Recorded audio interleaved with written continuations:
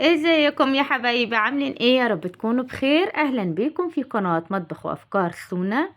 شايفين البلح ده اسمه بلح سماني او البلح الناشف، ومتوفر اليومين دول. بتكون الحباية كده مليانة وبيكون لونها اصفر كده منقطة باحمر.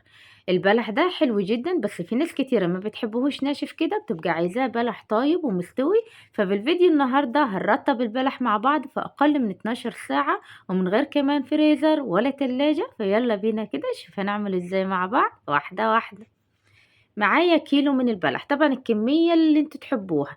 البلح ده اسمه بلح سماني، تمام. متوفر اليومين دول في السوق، وبيبقى حلو جدا لان البلحة كده بتكون مليانة وكلها لحم من جوه. طبعا ساعات بيتباع مستوي، لكن بيبقى الصراحة يعني كده في حباية حمضانة، في كمان الطعم مش حلو. انا هقولك النهاردة تعمليه في البيت باسهل طريقة، وكمان من غير فريزر ولا تلاجة. يعني لو ما عندكيش مكان هتعمليه، لان احنا عارفين ان البلح ده ساعات كده بتحطوه في الفريزر، بس بالامانه بيبقى الطعم مش حلو قوي زي اللي انت هتعمليه كده بره التلاجة. انا البلح ده اهو متوفر معايا بالشكل ده. هنجيب البلح الكميه اللي انت عايزاها من غير غسيل، مش هنغسلها خالص ولا تحط عليها نقطه ميه زي ما هي كده.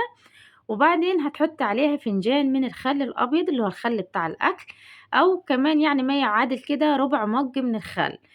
هابتدي اقلب البلح في الخل اللي احنا ضفناه عليه. هنقلبيه كويس خالص لغاية كده كل بلحة ما تتغلف بالخل. طيب الخل ما تخافوش منه، ولا هيعمل طعم ولا هيعمل ريحة بالأمانة. يعني هتاكلي البلح كأنه كده هو جاي مستوي وجاهز. الخل مش هيعمل ريحة نهائي ولا طعمه مختلف. غلفت كل البلح بالخل بالشكل ده. هتقلبي كده البلح مع الخل كأنكم بتغسلوه، بس بدل ما تغسلوه بالمية هتغسلوه بالخل. تمام. بعد كده دي اهم الخطوات بتاعتنا. بعد كده هنجيب كيس من اللي هو حفظ الطعام، بيكون كيس نظيف، وهبتدي اعبي فيه البلح. طب هتقولي لي طب على ايه الغلبة؟ ما انا احطهم في الفريزر واسكت. طب ماشي، ما انت ممكن ما يكونش عندك مكان في الفريزر وعندك كمية بلح كبيرة، فعشان ما تخسرهاش فهتعمليها بره الفريزر وبره التلاجة نهائي. تمام. احط بقى كل كمية البلح كده في الكيس بالشكل ده. احلى بلح رطب ممكن تاكلوه. احنا عندنا ساعات كده بيسموه البلح الزغلول او البلح المستوي. شوفوا انتوا بقى عندكم ايه واكتبوا لي في الكومنتات. عبيت كل الكمية. شايفين بقى كمية الخل اللي في الطبق بقى لونها عامل ازاي؟ كده انا غسلت بيها البلح. ودي المادة الحافظة بتاعتنا، لان طبعا ممكن لو حطيناه بره ممكن يحمض معانا البلح لو الجو عندك مش بارد. فانا هنا حطيت البلح كله في الكيس بالشكل ده. ممكن تقسميها على كيس اتنين زي ما انتوا عايزين. وربطناه كويس، فرغنا منه الهواء وربطناه. بعد كده هحطه كمان في كيس، يعني هغلفه كده في حوالي كيسين تلاتة. هنربطه برضو كده في كيس. المهم اخر كيس يكون لونه غامق، ما يكونش لونه فاتح، لكن الاول واحد طبعا لازم يكون لونه فاتح. بعد كده هجيب كيس لونه غامق وهحط فيه البلح. طيب انا البلح هسيبه زي ما هو كده مربوط في كيسه على الرخامة، مش هحطه ولا في التلاجة ولا في الفريزر ولا في اي مكان. على الرخامة كده، وهنسيبه مش أقل من 12 ساعة. يعني أنا عملته النهاردة مثلا الظهر، هفتح عليه تاني يوم كده الظهر. خلاص.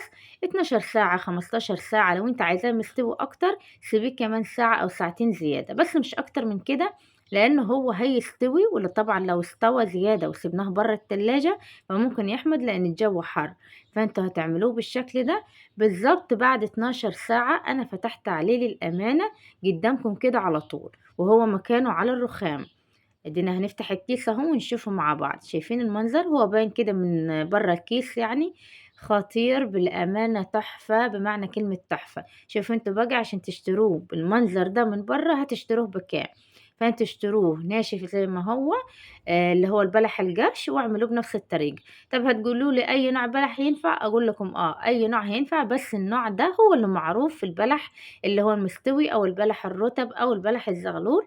بيبقى كده بنفس الشكل من غير اي حاجة. شايفين بقى اللمعة اللي في البلحة؟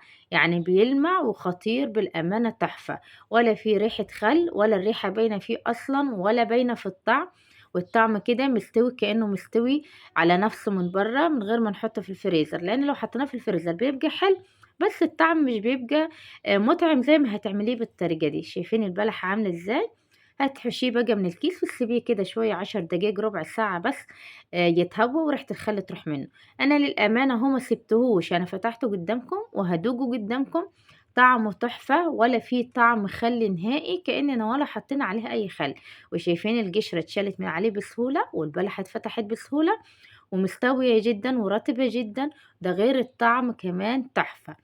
الكمية خلصت معانا وعملناها بنفس الطريقة. طبعا مش هنغسلها، لا، هتحطيها بقى في علبة في التلاجة، وهتاخدي منها بطلبك وتغسلي بطلبك، لأن لو غسلتيه كله وركنتيه هيبوظ منك بسرعة وهيحمض. فانت هتاخدي على قد الكمية بتاعتك، وهتغسلي في الطبق وهتقدميه بألف هنا وشفا. انا غسلت الثلاث حبات دول بس كده عشان اوريهم لكم. لكن بالامان البلح كان خطير. اللي ما جربش الطريقة دي قبل كده في البلح الرطب او البلح السماني يجربها وهيدعيلي. احلى بلح زغلول ممكن تعملوه. وبس كده، ده كان فيديو النهاردة، ويا رب الفيديو يكون عجبكم. واستنوني في فيديوهات جديدة وافكار جديدة مع مطبخ وافكار سون. البلح متوفر اليومين دول، يلا قوموا هاتوه واعملوه بنفس الطريقة، وخزنوه بعد كده ما يستوي بقى براحتكم في الفريزر في التلاجة بالطريقة اللي تعجبكم. أشوفكم على خير. باي باي.